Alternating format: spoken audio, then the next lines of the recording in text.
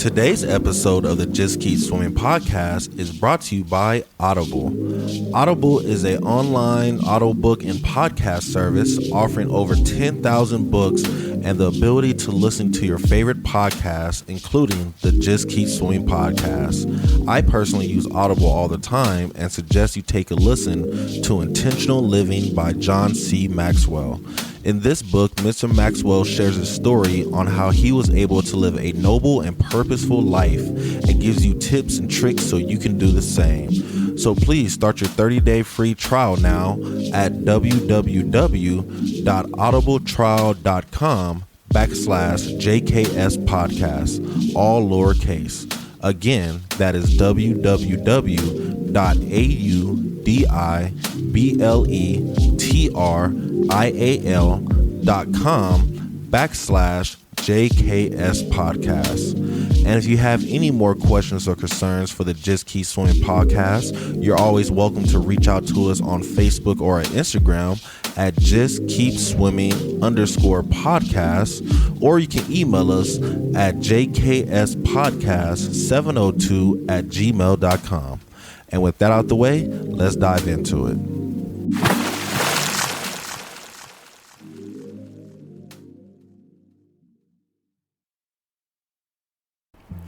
Good morning, good afternoon, and good evening, and welcome to the Just Keep Swimming podcast. This is your friend, your boy, your host, Mr. Adrian Jackson, and we back at it again with another great episode for you. And you already know who's with me. It's the man, the myth, the legend. It's Mr. Toi, aka 1-3, aka Danky. Danky. Sound like some loud or something, huh? Hey, nobody got to know. Bob Marley mine, okay. Anyway, man, thank you guys all so much for joining us with you, bro. It's good to see you in the room again. I know it's been a little bit. Same here. Yeah, life is life and getting ready for this whole new school year to come around. So, yeah, we're about to make that happen. But today, ladies and gentlemen, I have a pretty cool episode idea I want to talk about. And it's actually something that one of my coaches used to say all the time, and I don't think I really understood it until recently. I always understood it, but it never really started clicking until recently in life, which a lot of things in life do. But I want to talk about being a jersey wearer. So a lot of times in football, my coach used to get mad at people on the team where it's like, you're just here to wear the jersey. You're not actually here to play, to go through the work of the team, to get your hands dirty, to get into the fight that we're about to get into. You're just here to wear the jersey and, take the picture pretty much and show that you was on the team. And the crazy thing is, it happened in track all the time. Like, there's so many kids that will come out there, they'll do the first 2 weeks of track because they want the track sweatsuit. Because they know the sweatsuit shows, oh, I'm in track now. And then after that, they'll quit, bro. So our coaches made it to the point where it's like, you had to run 2 races at least. You had to run 2 track meets to get your damn sweatsuit. If you don't run 2 swag meets, you can't get your sweatsuit, But that was their way of making it, limited, so people don't just come out there, get the suit and leave and rep the team when they're not really on the team, Mm-hmm. But I just started to realize that there's a lot of people like that in real life where it comes to, jobs, friends, family, where people just want the acknowledgement, but they don't want to do the actual work of what it takes to make something like this happen or make whatever we're making happen, Mm-hmm. And I'm just curious on how, have you seen this at all recently in your life, bro? Anything? I have, and I want to kind of take it back to like the jersey wearing thing, because it's like, I just like the idea that your coach made him run 2 track meets before you can get anything. Yes. And it kind of reminded me of doing wrestling, because like the first 2 weeks of like intramurals or the first 2 weeks of actual practice were just absolutely hell, bro. Straight hell, bro. And I thought I knew what hell like day was or hell week was from like football from younger. Yeah. Wrestling's a whole different beast, bro. So, and that was just to weed out the people that was really trying to put in the work during wrestling so we can actually learn techniques or perform out for those meets. Or you mean also weed out the people that weren't there for wrestling? They were there for something different, like I'm sure y'all probably had a bomb ass. Yeah, we got Clark. Yeah, Clark, y'all had a bomb ass wrestling sweatsuit. We had a bomb wrestling sweatsuit, and then we also had like a bomb team too. Like we had wrestlers. Yeah, y'all was state champions a few times. Mm-hmm. So I can understand that. And I think it's just one of those things where I guess recently what I've been seeing is just some people are in the wrong field and it shows. But then they try to present themselves as like, I don't want to say better than other people per se, but just present themselves like they're just top dog, right? Just because of their title or whatever it is. And it's just like, that's not the case. You can tell by the heart, and no matter how much words and dressing and condiments that you put on top of like whatever you're doing, right, the proof is in the pudding, right, and that shows through your soul. Exactly. It shows through your souls, through your actions. A lot of people don't understand. It shows through your words. Yeah. You know, like the way you say your words. The way you say your words and the way you come out on your words. You know, like shit. That's crazy. You said that. A prime example for me right now is flag football. When I left, you know, because I've been employed a long time in my life. I'm 35 years old. I've been working since I was probably about 19 years old. I'm sure, definitely campus escort.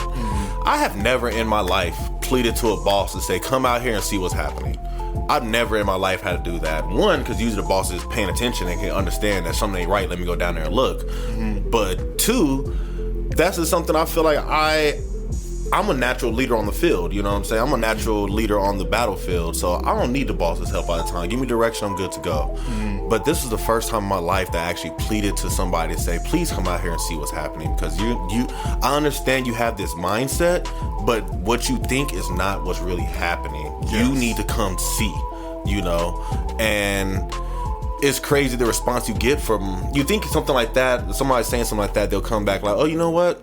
You being a good person, let me actually check out and hear what you're saying. Not rebuttal and making it seem like this is the reason I'm not gonna come out there. And it's like, is this not your company? Yeah. You know, like, I'm just working here. Like, what is happening here, you know? And it's just like, my thing is like, why? Why? And why are you so opposed to it to a degree to where it's just like, or let me rephrase that.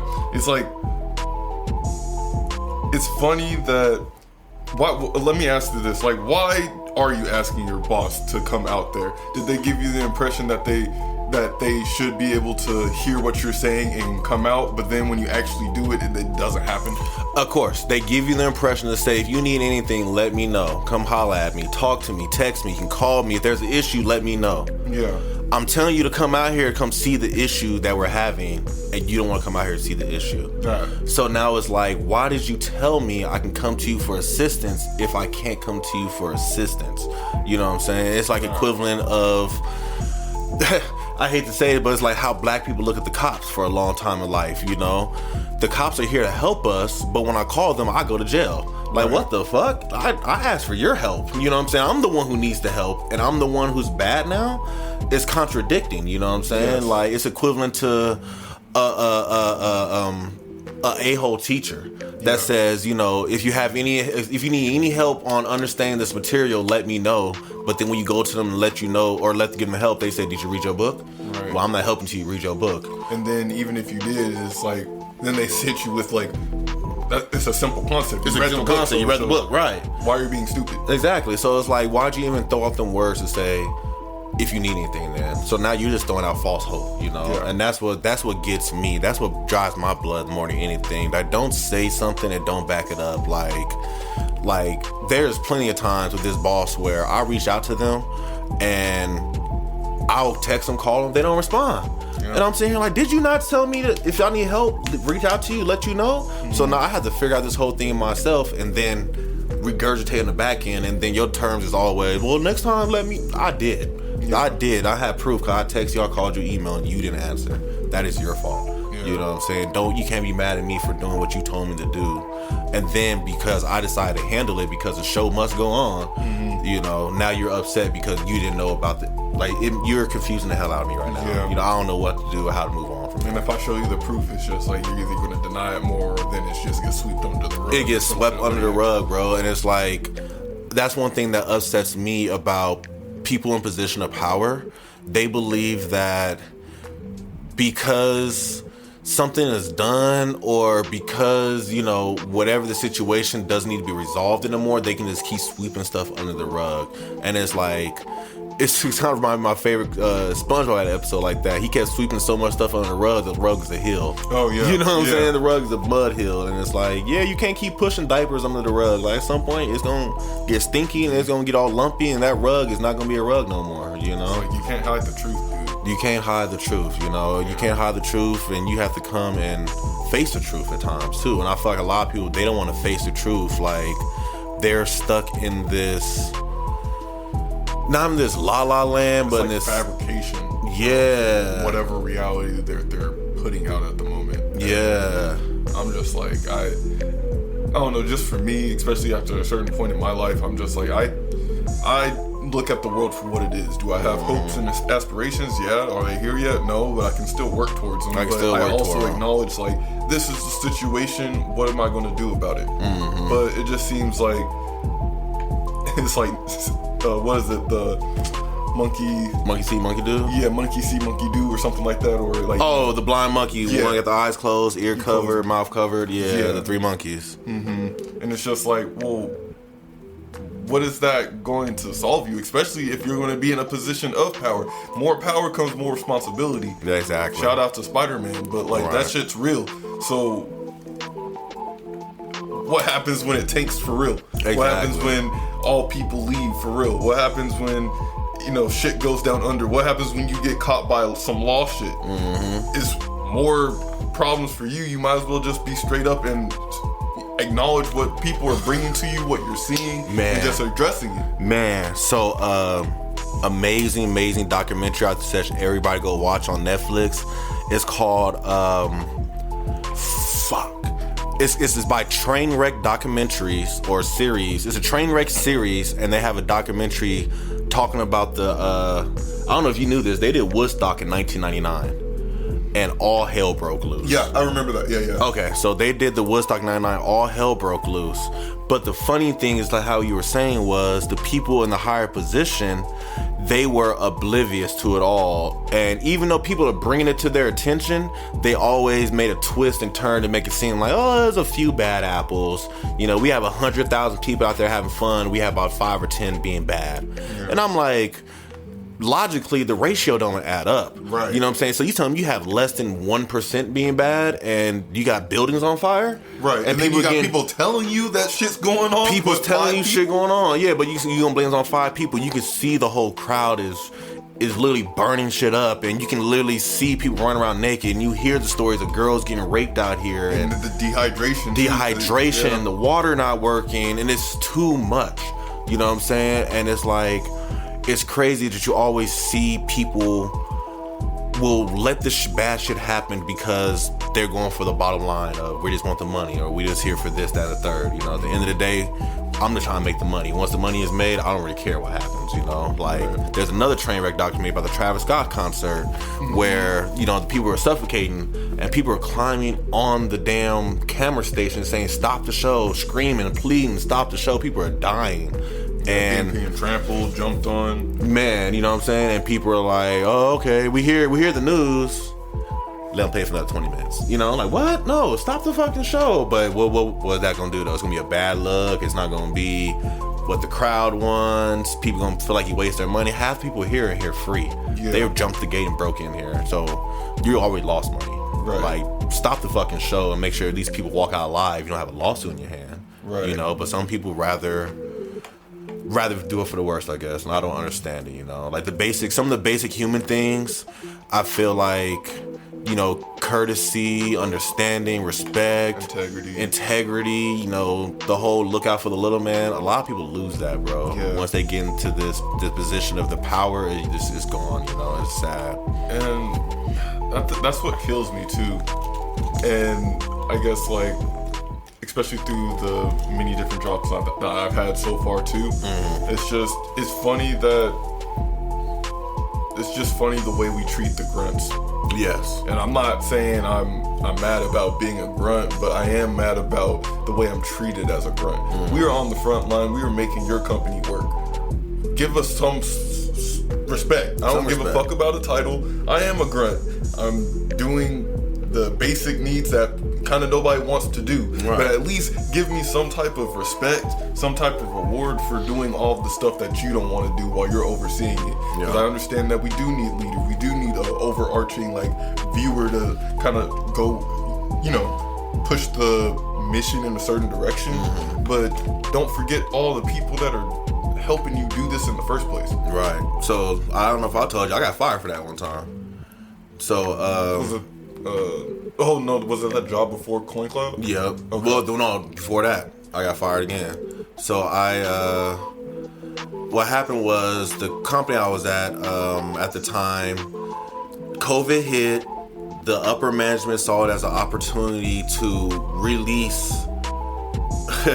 The ownership saw it as an opportunity to release upper management because somehow he felt upper management was about to have a coup on his hands. Like upper management was going to, you know, rebel against him or something like that, which is like, one, nigga, this is your company. How the hell people rebelling against you? This is your company. Your name's on it. Yeah. But then two, I laugh because it's like, it shows you giving all this power to other people and you don't know what's going on in your own books. Like, that shows how oblivious you are. But it's about time this guy figured out what's happening. He blamed all his upper management, got rid of everybody, and then everybody who was in second in command pretty much got moved up to upper management now. So I got moved up to upper management. COVID is going on. Everybody's working from home. We get the word that they don't care what's going on with COVID, what's about to change, shots or anything. They want everybody back in the office. We're going to do temperature checks. We're going to do 6 feet, wear a mask, but everybody needs to be back in the office. So I personally said that, no, I'm not inviting my team back into this office. The ones that want to come back in, they can come back in. But the ones that are living at home with elderly people, with their parents, with young people, children, stay your ass at home. You're not about to come in here, get sick, take it back to your family and get them sick, and then now all this happens because Mr. AJ wanted you to come to the office and work. Right. You know what I'm saying? Well, you can work at home. You've been doing it just fine for 2 months. 1 extra month ain't gonna hurt you, you know? So I'll never forget, the lawyer came in, who was like second in command for the boss, and he was really arguing with me. And he was like, his terms exactly were, if your captain tells you to go take the hill, what do you do? And I said, I'm not taking the hill if I know I'm about to die. If I know if I'm about to shoot myself in the foot, if I know I'm about to go up there and get blown the fuck up because I know there's a tank on the other side waiting, why would I be that dumb to take the hill? How stupid of a soldier would I have to be to take my hill? Yeah. And then he was like, well, we need blah, blah. I'm like, bro, you can't have me in the boardroom and in the battlefield because I see the best of both worlds. And then also you're wasting units. You're wasting units. You're about to just make people irritated. You're make people learn to adjust, make us happy. If you make your team happy, you got no issues. But why did you feel the coup was coming on? Because people were upset. And why are people upset? Because you're not listening. If you would stop, breathe, listen, hear what's going on, and understand what's going out here in the fire, you can adjust yourself. You know what I'm saying? Like, you could move around. You can make it better. Why? Like, it's like how you said, why am I gonna make mad? The fucking captain of the ship knows better than to piss off his crew. Because I'm going overboard. You know what I'm saying? Because at the end of the day, ain't nobody here to protect me. These people all want to come up against me. Shit, what am I gonna do? Right. They gonna win. You know what I'm saying? If I didn't want to process no transactions that day, what could you have done? Because my name is on the bank account. My name is on the wire transfers. You need me to transfer your money, sir. I think I deserve some respect. You know? And then you was like, oh, okay, we're gonna fire you then. Okay, bet. Cool. So why are y'all calling me 2 weeks later asking me how to do something? You just fired me. Right. Obviously, you ain't do shit right because you need my help still, and I didn't answer that phone call at all. Cause I'm like, this is your company. I'm gonna let you burn now. You shouldn't let me go. You let me go because of what? You know? So it's like you better either pay me for this phone call or just leave me the fuck alone. Leave me alone, and you gonna leave me alone because I'm not answering this phone. Once I realize it's your number. First time, I didn't know it's your number. Now I know it's your number. I'm for sure not answering this call now. Right. Like, yeah, so. Because, like, my thing is just, I don't know what you think the worst possible thing could be. I don't know how much you believe in this illusion of control over stupid shit that, you know, is obviously you're wasting. If you're looking from any point from the outside point of view, which ironically enough, people are bringing that point of view to you and you're still not listening. Right. It's just like, if everybody leaves, what do you have? What do you have? You have nothing. You know what I'm saying? If you don't have the people, if McDonald's ain't got nobody to work them damn grills, what do they have? They have a building with box and mortar full of shit they can't use. It's about to be expired. Nah. You know what I'm saying? You need these people to come in. Like, and that's like, I wish I had the power of the unions and shit. We about to strike, you know, because 9, 10 times you hear them striking, they get what they need, because they know, shit, if the bus drivers strike, ain't no buses, you know what I'm saying? Ain't nobody rolling these motherfuckers around. I ain't about to get out there and do it, obviously. You ain't about to do it, so you need to make these people happy and deal with them, you know? But yeah, so I guess one of my questions for you is like, where do you think it switches at? Because I kind of feel like, do you think it's something that people always have in their heart of, once I get up here, I'm about to start stepping on toes? Or do you think it's like the money comes in, they see that check, and they're like, God damn, guess I'm about to be evil? Or like, what do you think it is? I feel like it's kind of like a taste of the forbidden fruit without the wisdom to handle it. In the sense that, like, okay, yeah, when you come with a higher position, you obviously have some type of power, right? And maybe for some of those people that don't have like a good foundation of like confidence within themselves or like self-understanding, right? When they get that taste of like, hey, like I just told my secretary to go get me a coffee because okay, and then that's cool. I've never had that happen for me before. Right. And then it's like, now I'm testing bounds, and now they forget they're even testing bounds, and now they're just like regulating now. They're making it laws. Yeah, and it's just, I think that's maybe where some people kind of get caught up within that power. I just can't understand it, because at the end of the day, people, no matter what title you have, people are people.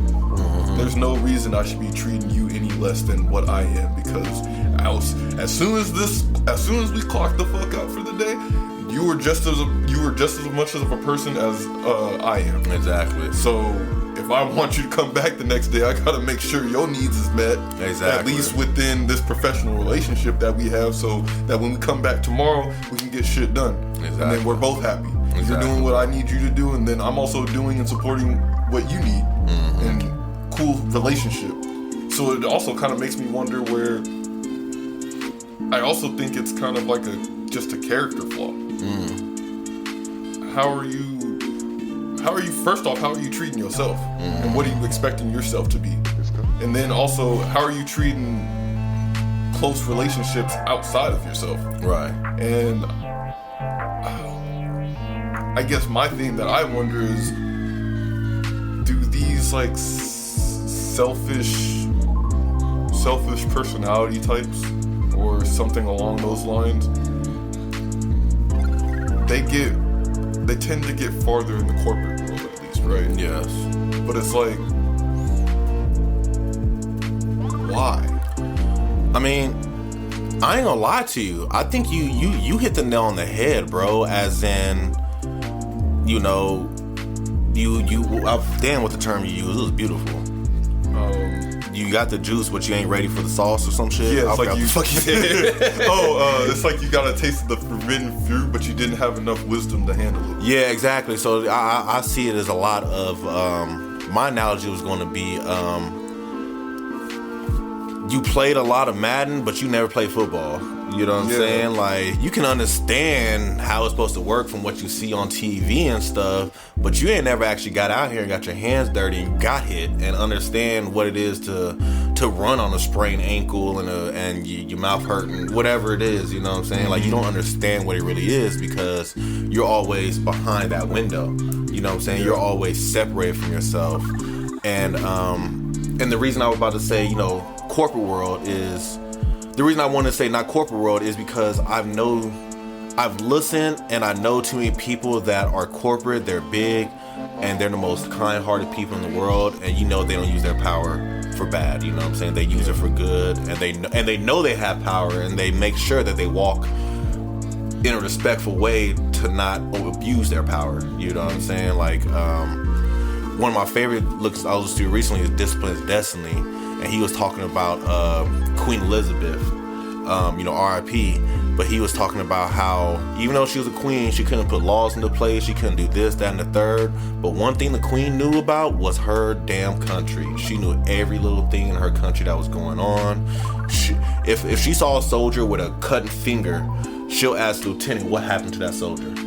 And the lieutenant wouldn't have an answer. And then she'll be like, why don't you know what happened to your soldier, lieutenant? Like, you supposed to know what's happened to your people. Like, why am I more concerned about what you did? You know what I'm saying? And she was just always on it because she embodied leadership to the point of, yes, I'm tired too, but I'm gonna sit here and stand just like y'all are. I'm the queen. I can sit down. Ain't nobody gonna say nothing. But out of respect for everybody here, I'm gonna show y'all what a queen is. And I'm gonna sit here, I'm gonna stand. Legs tired, eyes droopy, but I'm gonna sit here and stand and be in attention just like everybody else, you know? So I feel like that's a dime a dozen too. Because like, until we get into a lot of like other companies and like places of leadership and stuff like that too, and I'm not saying that there aren't people out there where they are like their character, their soul is kind, but how often is other people's leadership that does seem like they're coming off kind and charismatic and like genuine is not manipulation as well. Right. And that's where I think where it's just like, I mean, I guess I can answer my own question with that. It's like, why does that even happen in the first place? But it's just crazy because I feel at a certain point, it's pretty easy to tell what people's true motives are, especially when it comes to leadership, because you just see how they move, you see how they speak, you feel how they speak, you feel how they look at people and act, especially behind closed doors. Right. But, and it's like, what can you do about that? But think about it though, right? How many leaders got into leadership never opening up that door? You know what I'm saying? Never leaking out that darkness they have on the inside, or, you know what I'm saying, the racistness they have, or, you know, grabbing with pussy they have, you know what I'm saying, of like, it's like, oh shit, we didn't even know this person was like this until they got into leadership. Like you said, that power started to trickle over them, and they start to realize, ooh, I'm a little strong, let me see what I can get away with, like you said. And that's why I think a lot of it is a lot of people pushing buttons, and then at some point it's like, I can get away with what I want to, so I'm just gonna do what I want to now, you know. You know, and then I think like a lot of the grunt stuff can get slid by and like you know, passed over, but one thing I think of is the old Teen Titans animation. I forget, I think it was a movie or something like that, but I think Robin said the bigger they are, the harder they fall. Yeah, and I mean, once you get so big, so powerful, like it's hard to ignore. So when something does happen, it's like, I mean, you just put your whole livelihood on the line. Right. But then too, like you said, a lot of leaders, and I can't say a lot of leaders, 'cause I don't know everybody, of course, but one thing that Mr. Maxwell says a lot, which I really love, you know, him being a leadership guru, is a lot of people forget to continue to humble themselves. Yeah. And to show, you know, I'm not that great, you know, or I'm just here doing this, I'm just a guy still. Like, so John Maxwell, I love it because he'll be like, he's going to a conference to speak to thousands of people, and you know, he's kind of like he's a celebrity in a way. So they'll walk him through the back, and they'll walk him through the kitchen, and they're like, when they walk through the kitchen, security's mad at him because he slows down and talks to the cooks and say, how y'all doing today? What you making back here? Can I taste that? That is delicious, you know what I'm saying? Can I get a picture with you? He out here taking pictures with regular cooks. Some of them probably can't speak English, you know what I'm saying? But at the same time, he always understands that this big place isn't running without the little man. Yeah. So I'm going to respect the little man just as well. Because sure, at the end of the day, this little man's about to bring me a meal. And let me be disrespectful to somebody who's about to cook my food. Who knows about to be in my meal, you know? But that shows somebody who never forgets and always continues to humble themselves, grateful. You know, some people, it's all about me. It's mine, me. What more can I get, you know? Yeah. And I think that's something that a lot of people, when you get the power, it's easier to take those you start forgetting to put your makeup on. Yeah. You know what I'm saying? You forget to put your makeup on, I start seeing your real face. Like, one of my favorite ideas that I had the other day, well, not an idea, it's not my idea, I stole it from somebody, but it talk about, you know, the character that you build in yourself. So the guy was telling a story about one day him and his wife is driving. This is a former NFL athlete, strong safety, goes up against fullbacks, linebackers, pulling guards, monster, you know, you can imagine. He's sitting here and him and his wife are driving, and then they see this badass car accident happen, and he, like, you know, he hits the brakes and he just freezes based off what he just saw. But his wife, this little 120-pound girl, jumps out the car, runs to the car full speed, and go pulls the person out the car and do what she have to do to make sure people are okay. Right. And then he's like, what the hell about me didn't make me move? Didn't make me get up and move. My wife got up and took off. But he was like, you know what it was? It was my character. Because at the end of the day, when I play football, it was, yes, I'm on a team, but it's always about me. You know what I'm saying? I'm going to get my tackles. I'm going to get my paycheck. I'm going to get my shine. Yes, he's playing on a team, but he didn't really care for others, you know, because it's all about him and his heart. Compared to his wife, obviously, she has a heart for others. That happened. She didn't know what she just reacted. Her reaction is to go help. Right. Same thing with me. Recently, when I got in my car accident, I got hit, not even driving, and I could have just sat in my car, you know, but my instinct was get out the car and make sure everybody else is okay, call 911, do all this shit. And then it wasn't until I called Dad to where I realized, yo, I'm lightheaded as fuck right now. And I'm tired, and I don't know why I just feel so drained. Like, I had to finally sit down when I called Dad. But before that happened, though, I was on. Go. Yeah, I jumped out the car, 911, opened the other door. You okay, sir? No, we need a hospital, ambulance. Let's get the help going. Once I realized the help's on the way, the cops showed up, I finally was able to, it's out of my hands now, but then I got hit with the tiredness, you know? Yeah. And it's like, shit, it's the main character in the anime. We see it all the time. Yeah. You know what I'm saying? Goku will fight to his last breath for others. Not for himself, nigga, for others. And all the ones that's fighting for themselves, shit, at some point they give up when they realize ain't nobody on my back, you know what I'm saying? I mean, and then like also, it's just one of those things of, it's like what your story reminded me of was like Gohan at the end of the Cell games where, like, you know, he had this final battle, you know, final Kamehameha with a Cell, and then after every time Gohan does something crazy and defeats the villain, he just fall back. He just fall out. Yeah. Fall out, bro.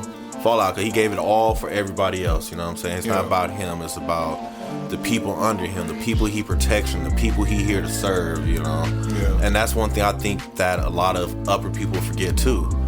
Even though you're my boss, you're still serving me. You know what I'm saying? Because you're responsible to get my hours in, to approve my sick time, to give me direction, To get me paid, to have the hard conversations with the tough people I have to deal with that are saying, well, I'm not about to let you do this. My boss told me this.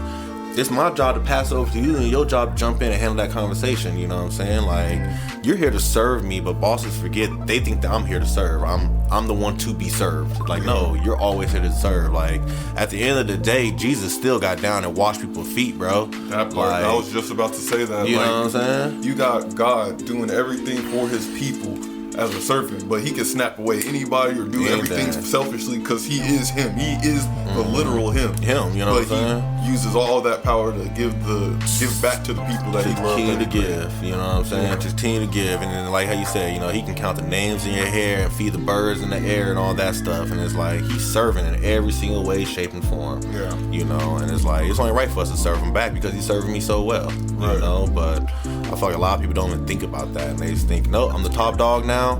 Top dog do top dog shit, you know, and then I'm just gonna be an asshole and be whatever. And it's like, unfortunately, those who it's a false, and those who last like that don't last long. You know what I'm saying? They fall off at some point. There's always some type of crash. I was just something's gonna humble you. I was just watching this YouTube short, and it was talking about like Vegeta's state of mind after the events that happened on Namek. You know, how they were all sitting on Earth because they got wished over there.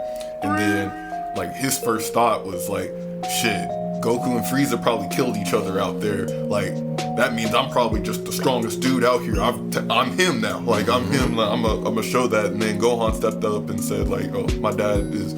You know, you're not even half the person that my dad was. Right. And then they started fighting, and then to assert his dominance, his control, his false sense of power, he beat up on a child. But as soon as Piccolo showed up behind him and was like, yo, you better cut that shit out, he didn't do anything, and then he fled. And it's just like, I think that's just the mentality that a lot of people...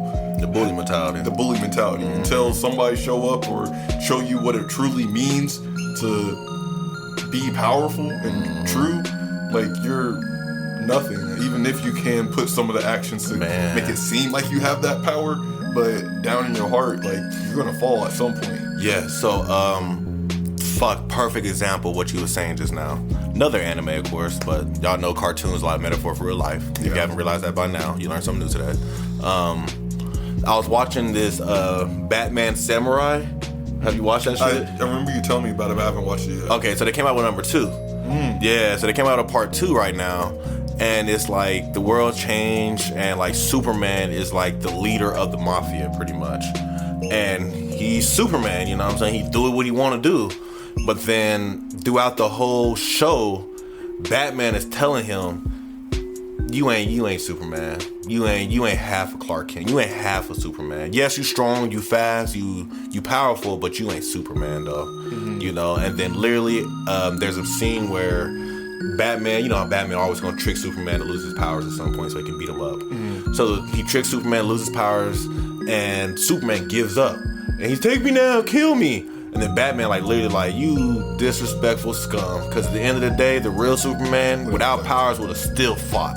Would have still be out here trying to beat me up. You know what I'm saying? The idea you gave up because you lost your strength and your speed, and now you're begging for your life. Nah, you're not a real man. You soft, bro. Yeah. And then at some point, you know, the universe recollides and the real Superman appears in front of the guy's face, and he finally sees what he should be. And then now he turns into Superman, allegedly. But it's the principle of the matter, though, of like, man, you have all the strength in your world, don't mean you're strong. You know what I'm saying? Like, I mean, I think it's just a account of, like, it's your will, it's what's inside that brings out the truth, the maximum capacity of, like, your existence, your character, your actions, and everything in between. But I mean, if it's all just placed on external titles and, you know, this illusion of power, then I mean, you're eventually going to crumble. Yeah. And my thing I always say is like, yeah, you can have the most money in the world and everything. You can have like a whole basement, like a 10,000 square foot basement full of money. But what happens if I just light a match and throw that bitch in there? It's gone, bro. Yeah, and you know, if that's all you live off of, it's over. You know, like. This one major story I have, and we probably wrap it up with this one, was I think I told you about the guy in the gold rock. So this one day, this one millionaire dude sells his business, has millions and millions of dollars. He don't trust banks, you know, stuff like that, you know how they be.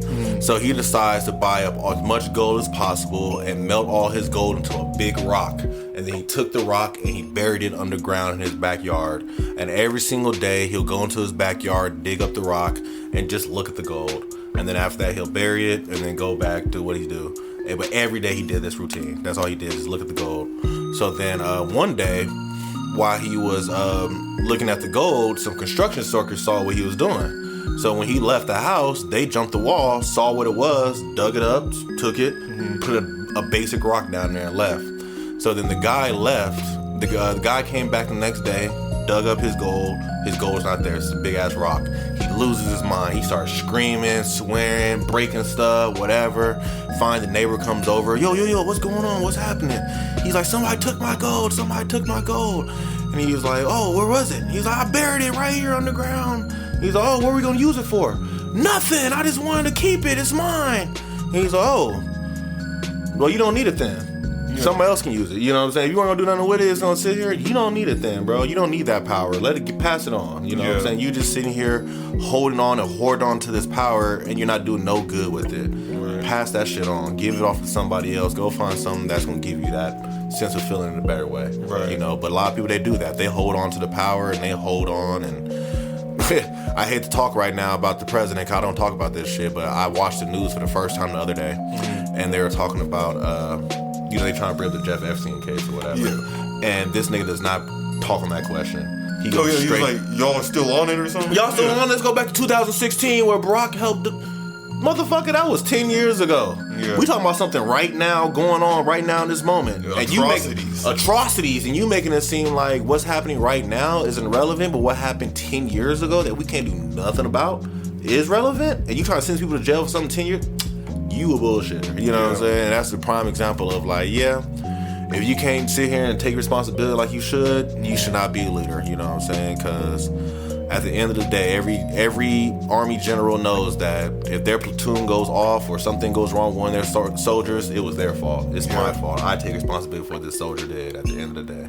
You know, but they don't want to take responsibility no more. They're like, nah, that's them. Wipe my hands clean and walk me off, you know. So yeah, man. And that's why I'm like, you know, it's just that's part of the reason why I don't want to be a leader in a sense, because it's like a leader over a lot of people. And probably I need to do. That's what my calling is, and that's probably what it's telling me on the inside, God. But like, that's a lot of hands. That's a lot of lives in my hands. Yeah. And am I worthy enough to even lead them in the right direction? If something happens, like, that's on me. Like, so I'm gonna tell you something real deep that's gonna make me rethink what you said. You taking kids on a field trip before, right? And you got all them kids on that bus to where they needed to be, make sure they all ate, all out the bathroom, got them back to their school, bro. There's some people that can't even do that, my nigga. You know, like, that is, maybe it's a small way of being a leader, but you're still a leader in that way, because them kids all looking up to you, they're following you, and they're trusting you to get them back home at the end of the day. The parents are trusting you, the school is trusting you, the kids are trusting you, your organization is trusting you not to make them look bad and say, Dom stole 20 fucking kids. Like, you know what I'm saying? And like, I was thinking that too. Like, I'm not being a leader. I'm just, you know, barking. But when it comes to field trip though, it's my day. I'm a leader, bro. Like, I make sure I have the medical bag. I make sure I have all my kids' names lined up. I make sure every my kids woo the woo.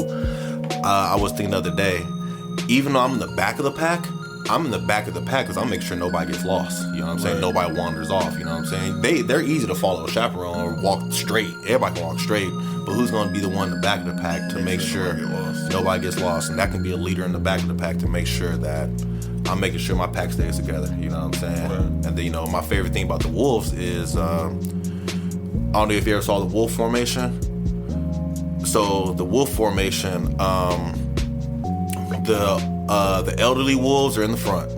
The older, elderly, weaker wolves, most likely probably pregnant wolves as well, they're in the front. They're leading the pack. The strongest wolves are in the middle. They're usually the ones, because if the elderly need help, they can get there right now. They're usually the best fighters, stuff like that. Your faster hunter wolves, they're usually in the back of the pack because they can get up to the front really fast. They need to, or, you know, they can catch up easier than everybody else. But your leader is usually in the back of the pack. He's either the back or he's usually on the side, off to the side, watching the whole pack. You know what I'm saying? Just to make sure everybody's where they're gonna go, following their path, doing what they have to do, you know? Just observing, you know what I'm saying? Just being a leader, just being present and letting them know, I understand y'all doing what y'all doing, but I'm here as well. You know what I'm saying? I get to the front, back, or middle of the pack at any point in time, you know? And it's like, yeah, you're a natural leader, bro. You're a natural leader. Like, hands down, we play video games, you're a natural leader. Like, I don't think you ever realized it, but shit. Me, Gerald, Fernando, and we're only playing What's Called because of you. And a lot of times, nigga, when you make the call, we follow what you do. You know, Gerald can say I'm going left, I'm going A, going B, but when Dom say I'm going B, all right, let's go with Dom and going in. Because at the end of the day, a lot of times we'll go the other way. Now, when you step back and say, all right, where y'all going? We jump in and do one too. But shit, nigga, a lot of times we waiting for you. You know what I'm saying? You the leader of the group, you know? There's only a group of 5, and it's a video game, but he's still doing leadership materials, my guy. You know, anytime you get up there in front of that crowd of kids and you teach them something, you being a leader right now. You teaching them something that they probably never gonna figure out. You know what I'm saying? Or they better figure out, but you being a leader and you stepping up saying, I think y'all need to learn this right now, is a big leadership step. You know what I'm saying? So, yeah, don't ever think you're not a leader, bro. You're a natural born leader. Like, it's in your blood. You a Jackson. So, pretty sure everything that. Yeah, we might not like to lead. But I don't like to We don't like to lead. I hate to lead. I don't like to be the one to lead, but if I have to take over and I have to say, all right, fuck this, let me do it, they might be mad, but shit, they know it's gonna get done. You know what I'm saying? They know it's gonna get done. And you saw me do that at grandma's house. Like, man, I didn't want to be over there at the hospital in the ambulance and at some point I had to get, man, I'm gonna be the leader now. Granddad, I hear you, but you can't talk right now. Yeah. Your conversations are relevant until I get this girl out the house, you know? Right. And he respected it. He never got mad at him like that because he knew I was in leader mode. And when that mode comes out, this comes out naturally, you know? So it's very plausible, bro. And I feel like you be a leader, you'll know a leader because at the end of the day, you were a small person at some point. And you know what it is to be small.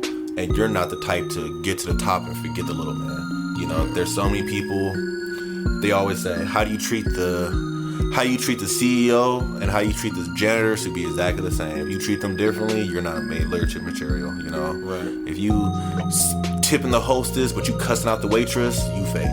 You know what I'm saying? Because the hostess just gave you a seat. The waitress is actually bringing your food and serving you the whole night. You mad at the person serving you? Right. Nah, tip him. You know what I'm saying? Like, you got to, bro. So, yeah, you a natural born leader, bro. Don't even question that. I appreciate that. Oh, I appreciate Same to you too. Oh, yeah. I mean, yeah, I looked up to you for many years and still do. So, and trust me, I accepted it by now. I just wait till it's my turn to lead. That's me. I just learned to. I don't like to be a bully leader, but when people look at me to lead, I'll do it. You know. So yeah, it's wear the hat that fits at the time. You know. Yeah. Case by case. Case by case, bro. Today you led this episode. You know what I'm saying? Or you led the topic, and I just. Okay, what you want me to do? Bet I got you. I'll do it for you. And I appreciate that. Yeah, Thank you, feel like you know what I'm saying. This was a fire episode between us two that we haven't had in a minute. Right, hitting 44 minutes. I mean, yeah. Shout out Tati, you know, being in the crowd. Yeah, I'm gonna have to blurt that out just in case somebody. Oh shit! I didn't think about that. It's okay. I'll edit it out. Yeah, you got that whole laugh, Chuck. Yeah. Yes, sir. But yeah, bro. Fire episode. Great topic. I feel. Yeah, man, I think it was really cool. So then when it comes to, you know, I already know, last question, just keep swimming to, well, what does it come, being your own personal leader, where are you still swimming to? I guess just still trusting in the knowing when I have to be. And then just also trusting that I'll be able to execute when that time comes. Right. Like, I think one of the things that happened like fairly recently was when I was with my girlfriend and we were riding down the 95 and the fucking fucking car hit your window. What happened? It was like plywood or something like that. I was just in the air and then it came directly at me in the windshield and cracked that motherfucker and blew off. And it was just like, I mean, and we're mid-conversation. Like, mid-conversation, I'm thinking about what I'm about to say, and I'm like, okay. And I'm like, I looked at it. I'm driving still. I still have my foot on the gas. I gotta keep going because there's a nigga, like, behind me. We're in the HOV, so you know we speeding. And it's just like, okay, this happened. We're good.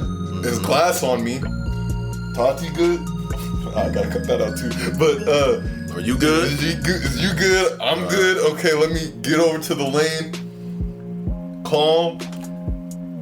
Sit there for a second. Call dad. Hey, can you video chat? This will happen. You still want me to go to grandma's? Like, what's... Okay, cool. Let me dust out. Calm down for a second. Hit the freeway, take the exit, and then drive the surface streets back. Hey, can you get food? Cool. Gonna figure out how I need to get my windshield correct because I got stuff to do. Alright, figured that out. Gotta still come home and figure out the room because that's just some havoc in here. Okay. Finish this out. Alright, now I can rest. Yeah. And that right there, that's what happens, bro. Now think about that. Something unexpected happened.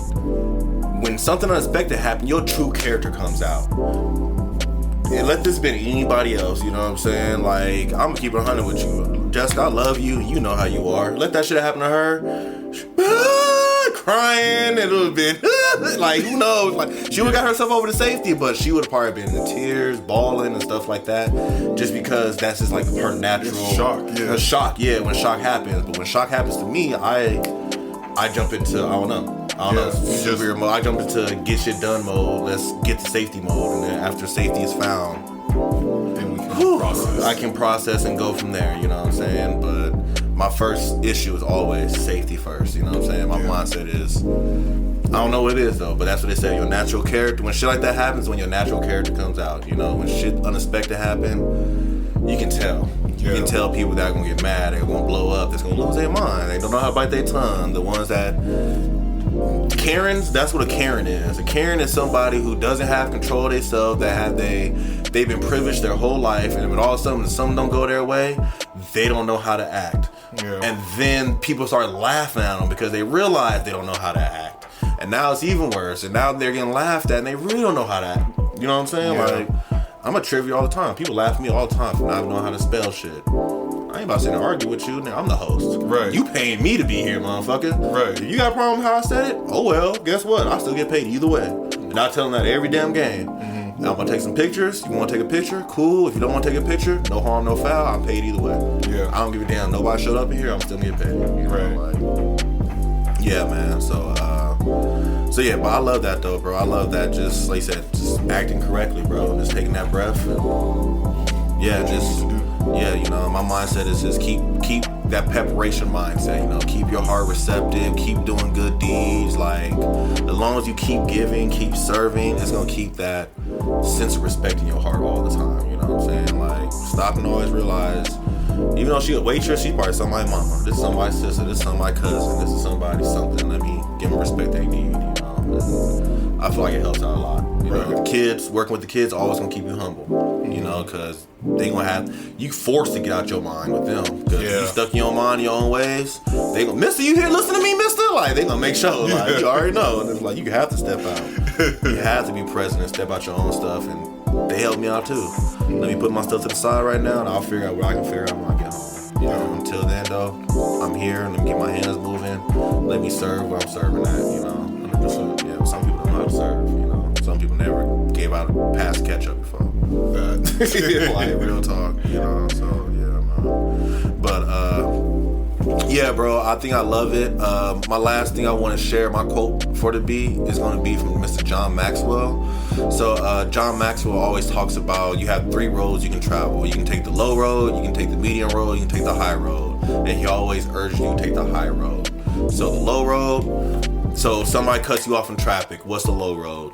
Low road, you going back around them, road rage, you start ramming the back of them, cussing them out, pull out your gun, shoot them, whatever. And that's low road. Like, you let this person break you and you let that go. That's a low. Medium, okay, I'm gonna go back around, I'm gonna cut you off.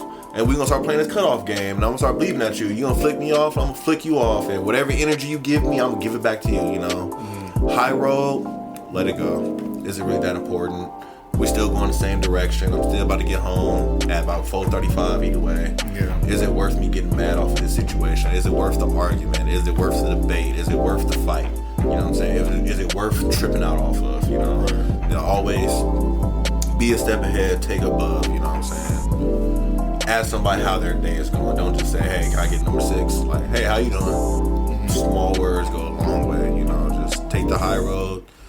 Never forget where you came from. 100%. You know, because every rookie was a boss, or every boss was a rookie at some point. Every fifth string was a starter, or every starter was a fifth string at some point. You know, every teacher was a student. You know, every parent was a child. So, like, don't forget where you are. You know, your interaction can really help this person go a long way. You know, so yeah. Never know what I might going through. Me being a bad leader can have somebody go jump off the cliff the next day. Sad. I'm not laughing, but real talk though. You know, but I mean, that's the type of gravity I think you should hold with you if you're leading people. Man, I don't know what somebody's going through, so let me keep it respectful, because you know they probably don't need me fussing at them today. That's gonna turn them from going postal to bringing donuts the next day. You know, so who knows? Right. Yeah, but yeah, you just want to end off with? No, I think that's it. Yeah. Okay, for sure. Well, everybody out there listening, thank you guys all so much for listening to today's episode. If it's not, we're having a fundraiser or backpack. Dang, what's the word I was looking for? A backpack drive for the Nuffstate Youth Organization. We're trying to get some backpacks and school supply for students, so please look at the link in the bio, and anything you guys are willing to donate, we'll truly appreciate it. Whether it's $2, $5, $100, we'll truly appreciate you guys. We're just trying to get the kids some school supplies so they can get ready for another amazing school year and continue that education, because you know education is key, everybody. Everybody out there who sponsors the show, we truly appreciate you guys. We want to give a big shout out to Marvin Jackson for your amazing donation show. Sure, thank you, fam. I appreciate you so much. And also a big shout out to Humberto. We appreciate your donation, bro. Thank you guys so much. Everybody out there listening, we hope you guys have a great day, a marvelous afternoon, a splendid evening, and remember to just keep swimming.